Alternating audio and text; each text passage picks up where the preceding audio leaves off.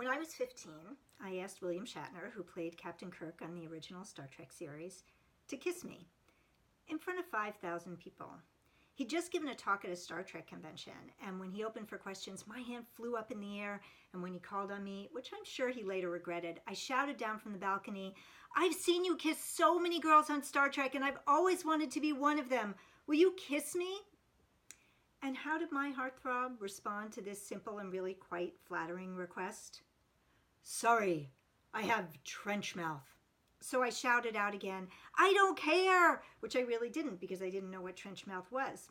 But my pleading fell on deaf ears. No kiss from Bill Shatner. Well, fast forward a couple of decades. I'm now the president of the Institute for Humane Education, headquartered here in Hancock County. I'm the author of a number of books. I'm even called a pioneer in the comprehensive humane education movement, although I suspect that that has more to do with the fact that that's how I describe myself in my bio. Anyway, I'm invited to an award ceremony for Michael Tobias, who's this amazing author and activist and filmmaker, and he and I connect, which is so cool. And then we stay in touch, which is even cooler. And then I find out that Bill Shatner is one of his closest friends, which is coolest of all. So being the professional that I am and wanting to help my organization, I asked Michael if he'd be willing to deliver a package to Bill, and he says sure. So I put together a packet of information about our organization, and I draft a letter asking if Bill will be willing to serve on our board of advisors. And of course I put in a postscript about how I am the same person who asked him to kiss me at a Star Trek convention. Well, I was shocked and dismayed that I never heard from him, but you know, it's probably because I had an ulterior motive and he could sense that. I still wanted that kiss. Well, another 15 years goes by, and I have just returned home after giving a TEDx talk in LA. And when I get home, there's an invitation waiting for me for an event in LA that's a fundraising event for Michael Tobias's NGO, and it's going to be hosted by Bill Shatner.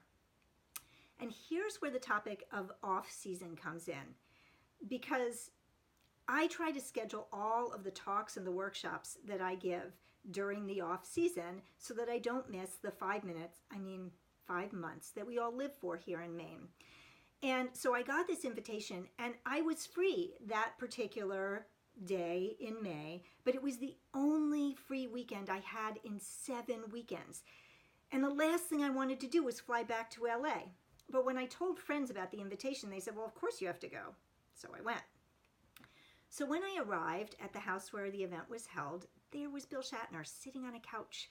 Now, he was sitting on one end of the couch, and I couldn't easily get around the furniture to the roomier side. So I walked right up to him and I said, "Hi, I'm Zoe," and I sat right next to him, squeezing myself in so that our thighs were touching.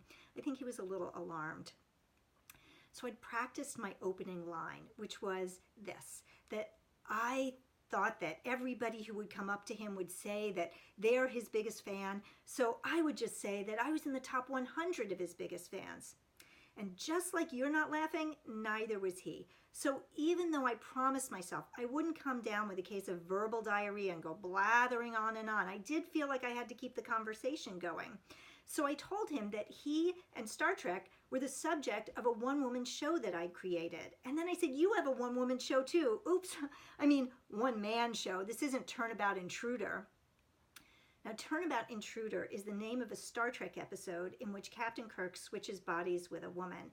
And as soon as that came out of my mouth, I knew that he must be thinking that I'm one of those Star Trek freaks who knows the name of every Star Trek episode, which of course would have been accurate. So I felt like I had really embarrassed myself, and I wasn't sure how to keep the conversation going. But fortunately, I came up with this. I said, "You know, Bill, I flew all the way out from Maine to meet you." And he said, "Well, that makes me feel guilty." So I figured it was a good time to ask for a favor. So I told him I brought him a copy of my book, Most Good, Least Harm, and I asked him if he would read it. And he said, "I'm a busy man." And I thought, geez. Well, at that point, some other people started coming over to talk to Bill. And one of them asked how we knew each other, because remember, our thighs were touching. And Bill said, "We don't." At the exact same moment, I said, "Oh, we go way back," which as far as I was concerned, we did. Well, they eventually drifted away, and I did start to feel like I was crowding and monopolizing the poor man. So I stood up, and he said, "Why are you standing?" And I said, "Because I felt like I was crowding you." And he said, "Well, you were, but this is worse." So I sat back down, and we both started laughing, and I think that that broke the ice. So I told him that I had a confession to make. And at that point, he said that he felt like we should be in two little rooms with a divider. And I said, "Oh, Bill, you're Jewish like me. We don't need a divider." So I asked him if he remembered the girl who asked to kiss him at a Star Trek convention.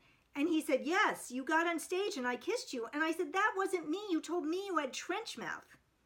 And at that point, he said that he would come up with a much better line today. And all I have to say is that fortunately, Bill did not offer to kiss me because, truth be told, he's not exactly Captain Kirk anymore.